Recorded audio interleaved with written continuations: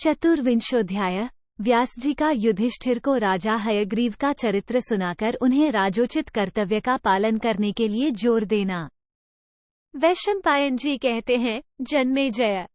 श्री कृष्ण द्वैपायन महर्षि व्यास जी ने अजातशत्रु कुंती कुमार युधिष्ठिर से पुनः इस प्रकार कहा। 1। तात महाराज युधिष्ठिर, वन में रहते समय तुम्हारे मनस्वी भाइयों के मन में जो मनोरथ उत्पन्न हुए थे, भरत श्रेष्ठ, उन्हें ये महारथी वीर प्राप्त करें। 2। कुंती नंदन, तुम नहुषपुत्र ययाति के समान इस पृथ्वी का पालन करो। तुम्हारे इन तपस्वी भाइयों ने वनवास के समय बड़े दुख उठाए हैं। नरव्याघ्र, अब ये उस दुख के बाद सुख का अनुभव करें। 3, 4। भरत नंदन, प्रजानाथ, इस समय भाइयों के साथ तुम धर्म, अर्थ और काम का उपभोग करो। पीछे वन में चले जाना। 5।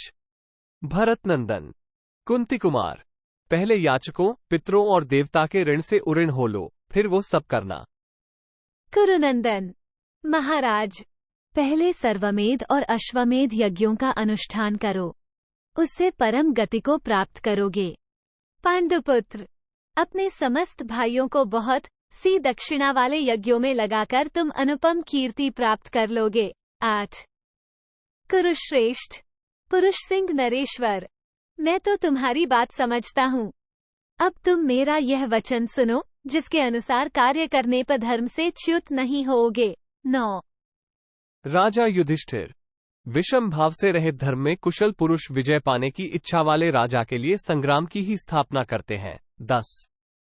भरत नंदन, प्रत्यक्ष, अनुमान, उपमान, आगम, अर्थापति, ऐतिह्य, संशय, निर्णय, आकृति, संकेत, गति, चेष्टा, प्रतिज्ञा, हेतु, उदाहरण, उपनय और निगमन, इन सब का प्रयोजन है प्रमेय की सिद्धि। बहुत से वर्गों की प्रसिद्धि के लिए इन सबको साधन बताया गया है। इनमें से प्रत्यक्ष और अनुमान ये दो सभी के लिए निर्णय के आधार माने गए हैं। प्रत्यक्ष आदि प्रमाणों को जानने वाला पुरुष दंडनीति में कुशल हो सकता है। जो प्रमाण शून्य है, उनके द्वारा प्रयोग में लाया हुआ दंड राजा का विनाश कर सकता है। देश और काल की प्रतीक्षा करने वाला जो राजा शास्त्रीय बुद्धि का आश्रय ले लुटेरों के अपराध को धैर्यपूर्वक सहन करता है, अर्थात उनको दंड देने में जल्दी नहीं करता, समय की प्रतीक्षा करता है, वो पाप से लिप्त नहीं होता। जो प्रजा की आय का 6ठा भाग कर के रूप में लेकर भी राष्ट्र की रक्षा नहीं करता है, वह राजा उसके 1/4 पाप को मानो ग्रहण कर लेता है। 12। मेरी वह बात सुनो, जिसके अनुसार चलने वाला राजा धर्म से नीचे नहीं गिरता। धर्मशास्त्रों की आज्ञा का उल्लंघन करने से राजा का पतन हो जाता है, और यदि धर्मशास्त्र का अनुसरण करता है तो वो निर्भय होता है। जो काम और क्रोध की अवहेलना करके शास्त्रीय विधि का आश्रय ले सर्वत्र पिताक समान समदृष्टि रखता है, वो कभी पाप से लिप्त नहीं होता। 14। महातेजस्वी युधिष्ठिर, देव का मारा हुआ राजा कार्य करने के समय जिस कार्य को नहीं सिद्ध कर पाता, उसमें उसका कोई दोष या अपराध नहीं बताया जाता है। शत्रुओं को अपने बल और बुद्धि से काबू में कर ही लेना चाहिए। पापियों के साथ कभी मेल नहीं करना चाहिए। अपने राज्य को बाजार का सौदा नहीं बनाना चाहिए। युधिष्ठिर, शूरवीरों, श्रेष्ठ पुरुषों तथा विद्वानों का सत्कार करना बहुत आवश्यक है। अधिक से अधिक गौएं रखने वाले धनी वैश्यों की विशेष रूप से रक्षा करनी चाहिए। 17। जो बहुज्ञ विद्वान हो, उन्हीं को धर्म तथा शासन कार्यों में लगाना चाहिए। भूपाल, जो प्रमाणों के ज्ञाता, न्यायशास्त्र का अवलंबन करने वाले, वेदों के तत्वज्ञ तथा तर्कशास्त्र के बहुश्रुत विद्वान हो, उन्हीं को विज्ञ पुरुष मंत्रणा तथा शासन कार्य में लगाए। तर्कशास्त्र, धर्मशास्त्र तथा दंडनीति से प्रभावित हुई बुद्धि तीनों लोकों की भी सिद्धि कर सकती है। राजन, भूपाल, जो वेदों के तत्वज्ञ, वेदज्ञ, शास्त्रज्ञ तथा उत्तम बुद्धि से संपन्न हो, उन्हें यज्ञ कर्मों में नियुक्त करना चाहिए। आन्वीक्षिकी, वेदांत, वेदत्रयी, वार्ता तथा दंडनीति के जो पारंगत विद्वान हो, उन्हें सभी कार्यों में नियुक्त करना चाहिए, क्योंकि वे बुद्धि की पराकाष्ठा को पहुंचे हुए होते हैं। एक व्यक्ति कितना ही गुणवान क्यों न हो, विद्वान पुरुष को उस पर विश्वास नहीं करना चाहिए। 18। जो राजा प्रजा की रक्षा नहीं करता, जो उद्दंड, मानी, अकड़ रखने वाला और दूसरों के दोष देखने वाला है, वो पाप से संयुक्त होता है और लोग उसे दुर्दांत कहते हैं। 19। नरेश्वर। जो लोग राजा की ओर से सुरक्षित न होने के कारण अनावृष्टि आदि दैवीय आपत्तियों से तथा चोरों के उपद्रव से नष्ट हो जाते हैं, उनके इस विनाश का सारा पाप राजा को ही लगता है। 20। युधिष्ठिर।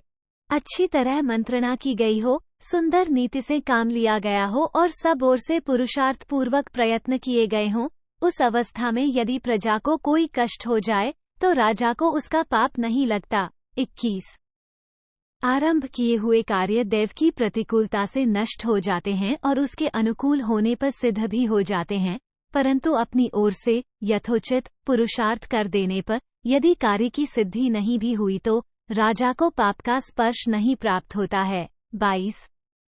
राज सिंह पांडुकुमार। इस विषय में मैं तुम्हें एक कथा सुना रहा हूं, जो पूर्वकालवर्ती राजर्षि हयग्रीव के जीवन का वृतांत है। 23। हयग्रीव बड़े शूरवीर और अनायास ही महान कर्म करने वाले थे। युधिष्ठिर। उन्होंने युद्ध में शत्रुओं को मार गिराया था, परंतु पीछे असहाय हो जाने पर वे संग्राम में परास्त हुए और शत्रुओं के हाथ से मारे गए। 24।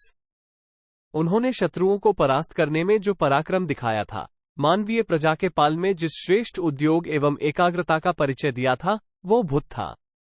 उन्होंने पुरुषार्थ करके युद्ध से उत्तम कीर्ति पाई और इस समय वे राजा हयग्रीव स्वर्गलोक में आनंद भोग रहे हैं। 25।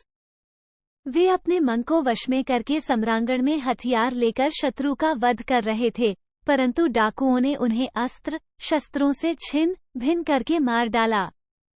इस समय कर्मप्रायण महामनस्वी हयग्रीव पूर्ण मनोरथ होकर स्वर्गलोक में आनंद कर रहे हैं। 26। उनका धनुष ही यूप था, करधनी प्रत्यंचा के समान थी, बाण श्रुक और तलवार श्रुवा का काम दे रही थी, रक्त ही घृत के तुल्य था, इच्छानुसार विचरने वाला रथ ही वेदी था, युद्ध अग्नि था और चारों प्रधान घोड़े ही ब्रह्मा आदि चारों ऋत्विज थे। इस प्रकार वे वेगशाली राजसिंह हयग्रीव उस यज्ञरूपी अग्नि में शत्रुओं की आहुति देकर पाप से मुक्त हो गए तथा अपने प्राणों को होम कर युद्ध की समाप्ति रूपी अवभृत स्नान करके वे इस समय देवलोक में आनंदित हो रहे हैं। 27, 28। यज्ञ करना उन महामना नरेश का स्वभाव बन गया था। वे नीति के द्वारा बुद्धिपूर्वक राष्ट्र की रक्षा करते हुए शरीर का परित्याग करके मनस्वी हयग्रीव संपूर्ण में अपनी कीर्ति फैलाकर इस समय देवलोक में आनंदित हो रहे हैं। 29। योग, कर्म विषयक उत्साह और न्यास, अहंकार आदि के त्याग सहित दैवी सिद्धि, मानुषी सिद्धि, दंडनीति तथा पृथ्वी का पालन करके धर्मशील महात्मा राजा हयग्रीव उसी के पुण्य से इस समय देवलोक में सुख भोगते हैं। 30। वे विद्वान, त्यागी, श्रद्धालु और कृतज्ञ राजा हयग्रीव अपने कर्तव्य का पालन करके मनुष्य लोक को त्याग कर मेधावी, सर्वसम्मानित, ज्ञानी एवं पुण्य तीर्थों में शरीर का त्याग करने वाले पुण्यात्मा के लोक में जाकर स्थित हुए हैं। 31। वेदों का ज्ञान पाकर, शास्त्रों का अध्ययन करके, राज्य का अच्छी तरह पालन करते हुए महामना राजा हयग्रीव चारों वर्णों के लोगों को अपने अपने धर्म में स्थापित करके इस समय देवलोक में आनंद भोग रहे हैं। 32। राजा हयग्रीव अनेकों युद्ध जीतकर, प्रजा का पालन करके, यज्ञों में सोमरस पीकर, श्रेष्ठ ब्राह्मणों को दक्षिणा आदि से तृप्त करके युक्ति से प्रजाजनों की रक्षा के लिए दंड धारण करते हुए युद्ध में मारे गए और अब देवलोक में सुख भोगते हैं। 33। साधु एवं विद्वान पुरुष उनके स्पृहणीय एवं आदरणीय चरित्र की सदा भूरी भूरी प्रशंसा करते हैं। पुण्यकीर्ति महामना हयग्रीव ने स्वर्गलोक जीतकर वीरों को मिलने वाले लोकों में पहुंचकर उत्तम सिद्धि प्राप्त कर ली। 34। इति श्री महाभारते शांति पर्वणि राजधर्मानुशासन पर्वणि व्यासवाक्ये चतुर्विंशोऽध्याय। 24। इस प्रकार श्री महाभारत शांति पर्व के अंतर्गत राजधर्मानुशासन पर्व में व्यासवाक्य विषयक 24वां अध्याय पूरा हुआ। 24। दाक्षिणात्य अधिक पाठ के 9 श्लोक मिलाकर कुल 43 श्लोक हैं।